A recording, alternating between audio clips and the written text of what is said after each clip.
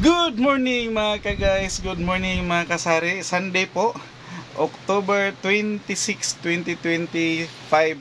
And morning pa guys, umulan na. Maulan na and open si Kuya AJ until mga 11 or 12 o'clock dahil half day kami pag Sunday and maya is magpunta na kami sa grocery. Sa mga kasambahay na, kasambahay, sa mga kapitbahay namin guys, mga customers ni Kuya AJ, mamili na kayo dahil open pa si Kuya AJ until 11 or 12 o'clock. Mamili na kayo, habol na habang maulan ang umaga, magyaw-yaw si Kuya AJ guys. Magyaw-yaw tayo about sa ating mga ganap. Magyaw-yaw tayo about sa update sa ating tindahan and ano ba ang purpose ni Kuya AJ, bakit andito si Kuya AJ maagang maaga pa.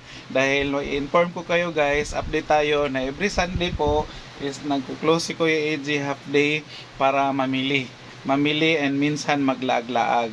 And yan lang po ang time na makalaag si Kuya AJ. Good morning. Good morning guys. Good morning. Happy Sunday. Happy Sunday. Ipatanaw dyan na akong ba? Ansay mo guys. Ansay mo ha. Babangon tayo. Babangon tayo at dudurugin. Po. Dalawa. Duha ka Nescafe stick. Dahil maulan guys, mabinta ang kape as usual kahit mainit. Kahit mainit guys. Ang sarap magkape. And sarap matulog ngayon guys, matulog, maghabol-habol, magbukot-bukot sa habol kay tugnaw ang panahon. Pero si Kuya AJ naninda. Mga kasari naninda karon. And doon sa mga hindi nag-close pag Sunday is hataw sila dahil pag Sunday po is marami pong namimili, marami pong mga tao is kung hindi mamasyal is nandyan lang sa bahay, nagiinuman, nagkakantahan, nagbidyuki, and bibili ng mga inumin, bibili ng soft drinks, bibili ng kung ano-ano pa ang kanilang mabili. Yes, J? Ha? Say mo ha? Sandali guys, kay may customer. Sige na. Mentos.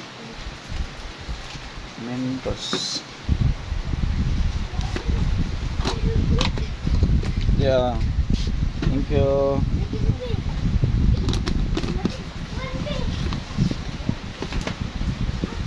So, hataw ang bintahan pag Sunday. Pero si Kuya AJ guys, half day lang maranasan ni Kuya AJ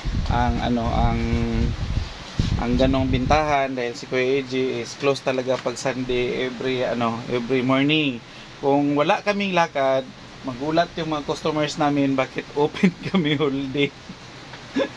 Hindi sila nasanay kasi na open kami whole day. So sanay sila na open lang kami pag umaga, close kami sa hapon. Pag maaga kami makauwi, open na naman kami sa gabi. Pero usually pag makalaag mi, makatumig sarap kasi guys sarap kasi yung mamasyal na lang. Mamasyal kahit walang pera. Hindi man kailangan ng pera para sumaya. Although basic yan siya na pag tawag nito pag mamasyal ka is need mo talaga ng pera, pero pwede naman hindi gumastos na malaki, kahit kunting gastos lang basta masaya ka kasama ang pamilya, nakapag-banding kayo at nakapag-unwind. Dahil sabi nga ni Kuya AJ is minsan nakakatawag nito yung andito ka lang sa apat na sulok ng tindahan is nakaka-boring naman. Boring ha. May pa-boring pa si Kuya AJ. Marami tayong bayarin, so need natin magtinda. Para doon sa mga kasari natin, lalong-lalo na yung mga aspiring at saka yung mga kauumpisa pa lang, si Kuya AJ po at si Mami Iya is 20 years na po sa pagtitinda. Lakas ng ulan, palakas ang ulan. 20 years na po kami sa pagtitinda and sa ngayon, noon nag-work ako, employee ako, pero si Mami Iya ang dito sa tindahan, pero tawag nito, nung umpisa noong 2014, si Kuya AJ po is nakatutok na dito sa tindahan at si Mami Iya. So wala na kaming other mapagkunan or other source ng aming kabuhayan is itong tindahan na lang until sa dumating yung ano namin, yung water station. Naka-assume kami ng water station, so nadagdagan yung aming business, nadagdagan din yung ano, obligasyon or trabaho o responsibilidad, dahil hindi po basta-basta na mag-business ka lang na hindi mo siya i-manage. Kailangan mo siyang i-manage. Good morning. Shout out. Ito yung TikToker pala na ano namin guys, customer. So, ganda yan siya. Ano ang TikTok mo? Para ma-follow natin mga ano, mga manonood. Gindap lang. Ha? Gindap lang. Pero hindi ako nag-tiktok Gindap ko lang. Kita ng TikTok eh. mo. Ate man yun. Ano sa'yo? Ano man sa'yo? Post ko muna Shop guys. lang mag-ano. Ano daw? 600 followers or 1,000. Pwede na makagawa ng shop. Makadagdag ng I know, maka-add ka ng mga products sa showcase. Sige. TikTok affiliate. TikTok affiliate pala si ano guys. Sige. Ang TikToker ng bayan. Thank you. Tapos, Ay, meron pa. Dali. Akala ko tapos ka na. Tapos na ako. Tapos na si Gingging guys. Tapos na si Gingging sa kanyang TikTok affiliate. Balik tayo sa usapang Kuya AJ. Yun nga, 20 years na kami since 2005 kami nag-start magtinda, at saka hanggang ngayon 2025 is 20 years na kami sa tindahan. Hindi naman sa nagsasawa na kami magtinda, ginawa lang talaga namin na mag-close every Sunday para po magkaroon ng banding sa family, magkaroon ng time for spiritual nung natin, yung pananampalataya natin sa may kapal. Hindi pwede nagtinda na lang tayo ng tinda, wala tayong time para sa Panginoon, and syempre makapag-grocery na rin, dahil nga yun yung schedule namin, mag-grocery at makapaglaag-laag din. Sarap maglaag guys, lalo na siguro may pera, no? So ulitin ko lang na hindi kailangan ng maraming pera para sumaya.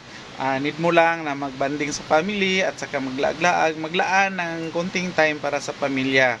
So, out of 20 years na namin magtinda, hindi namin pinagsawaan yung pagtitinda, pero naglaan lang kami ng isang araw para makapaglaag-laag, makabanding. And plan namin guys na hanggang tumanda kami is magtinda pa rin kami. Hindi namin iwanan yung pagtinda, dahil ito na yung buhay namin, ito na yung life namin, dito kami nabuhay, so dito rin kami tatanda.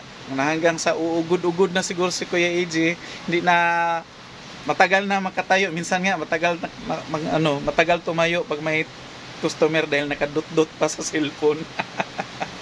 Galit si Mami Iya sa akin pag may mga customers, tapos matagal ako makatayo para i-entertain ang customer, dahil customer first man talaga dapat tayo kung magtindahan tayo. Pero minsan mabisi sa cellphone si Kuya AJ, kaya magdot-dot pa, lalo na may pinapanood na mga may mag-comment, tapos may mga hearing pa. May mga hearing pa. Relate siguro kayo kung mahilig din kayo sa politika, mahilig si Kuya AJ sa politika, at saka mga current events, lalong-lalo na sa mga pangyayari sa ating sa ating mundo, sa ating lipunan, lalong-lalo na sa bansang Pilipinas.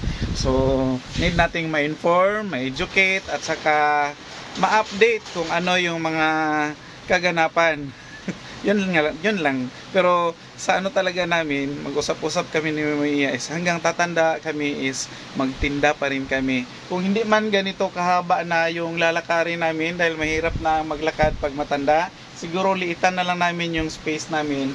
At least tuyok na lang din. May may kasari ako sa noon na matanda, medyo matured na babae.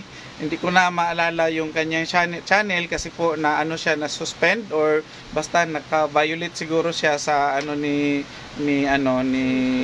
Lolo YT. May violation siyang na na strike siguro yun siya, basta nawala yung channel niya. Umpisa siya ulit ng maliit na lang yung channel niya. hindi naman gaanong kalakihan yung channel niya, pero kawawa kasi matanda na siya, nagtitinda pa rin, nananahi, and nakalimutan ko lang talaga guys anong pangalan niya, pero yun ang plan ni Kuya AJ na hanggang sa tumanda kami is magtinda pa rin kami and mag-vlog pa rin si Kuya AJ.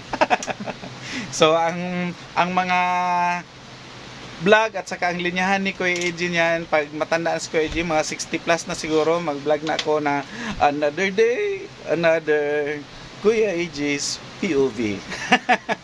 Hanggang dito na lang and bye-bye muna for now. Happy Sunday sa lahat and God bless everyone.